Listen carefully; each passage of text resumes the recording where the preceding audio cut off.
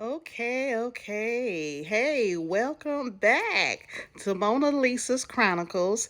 Here today, we're discussing Thursday's update on the Diddy trial.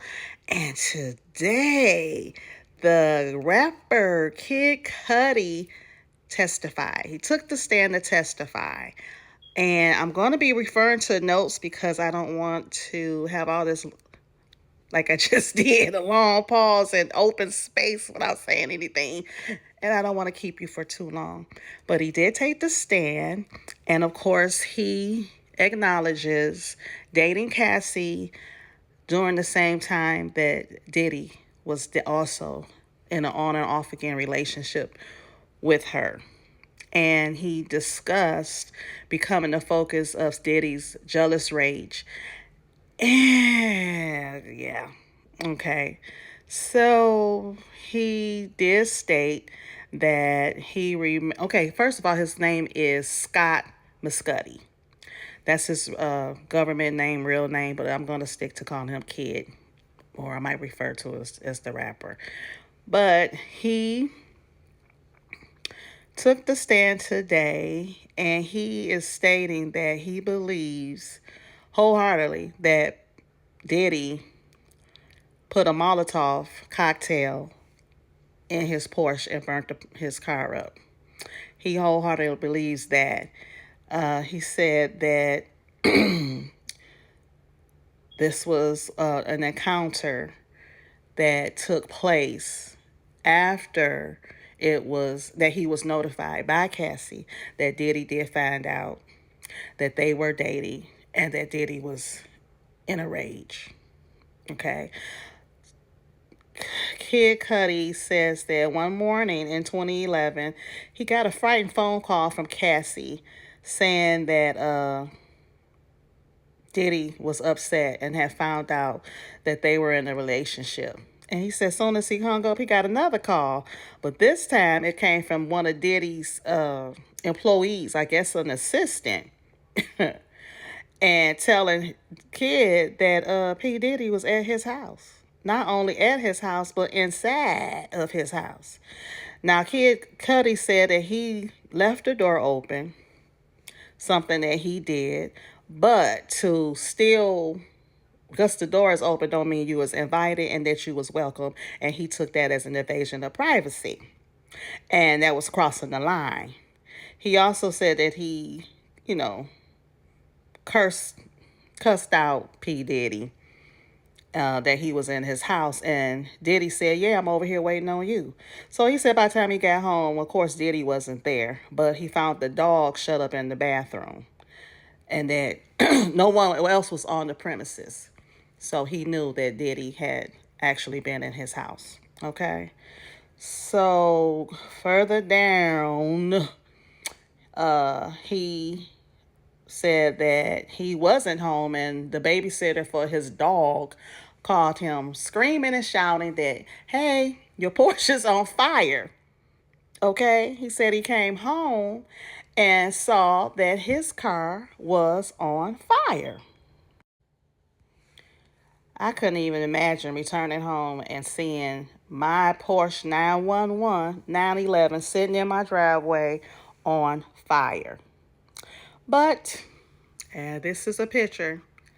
The roof had been slit, and I guess the cocktail had been thrown inside.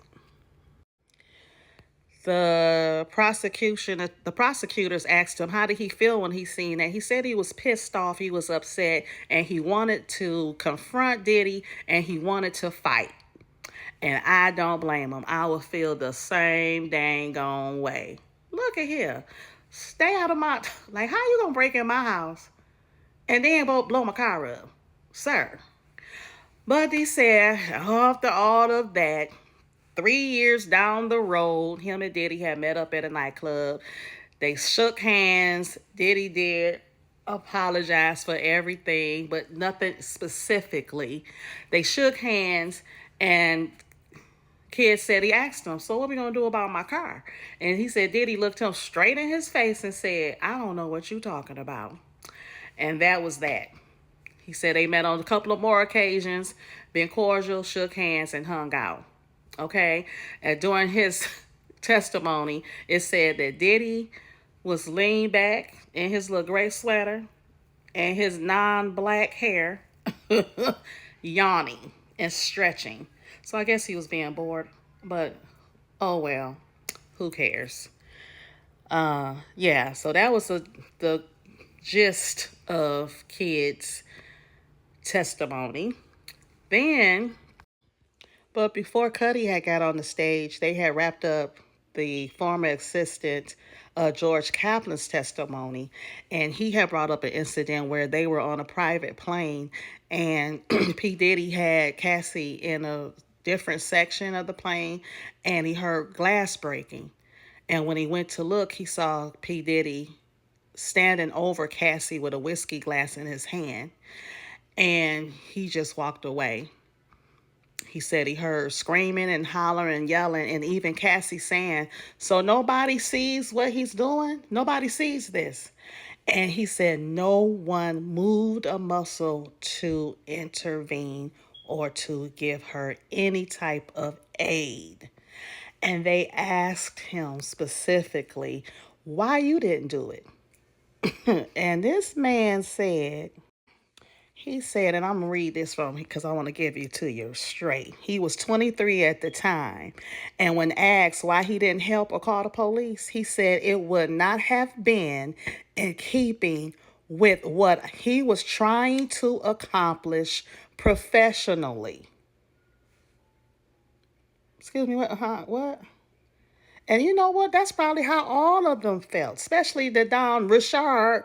You know, she want to say, "Oh, I was fearful for my life," but you still calling him, asking him to sign you as a solo artist. You still calling him after your alleged assault to get the group back together. Hello, good morning. Okay, so probably a lot of those people that witnessed all of this brutality against this one little young lady were feeling just like George, but George is the only one who sat up here and said exactly how it was going down back then. A 23-year-old young man making over $125,000 a year for P. Diddy, that he was not trying to mess up his money or his come up.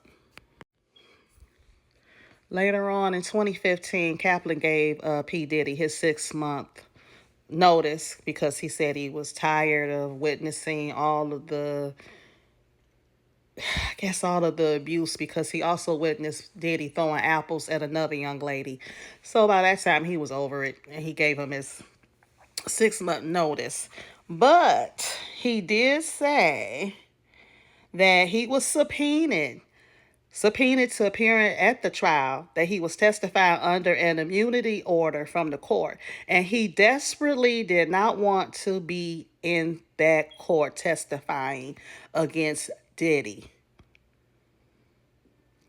He still expressed his admiration for Mr. Combs and gratitude for the business lessons he learned from the mogul. "This is a God among men talking to me," Mr. Kaplan said. So there you have it. I'm telling you, I'm sure a lot of those witnesses and people like Chopper and all them making the band, other people sitting there. I mean, Neo and all these other people that was around there, they ain't want to just fluster no feathers to get this man after him or to cut any ties on their possible money, income, or opportunities. But yeah, that was today's testimony. Tomorrow is Friday. More people are set to take the stand, along with, I believe it's a manager of a Beverly Hills hotel. He's going to resume his testimony tomorrow. Thank you for tuning in. Please leave your comments, critiques, and let me know how you feeling about what's going down in the Diddy trial. And as always, thank you for being a subscriber and tuning in. We'll reconvene tomorrow. Have a pleasant evening. That's my MO.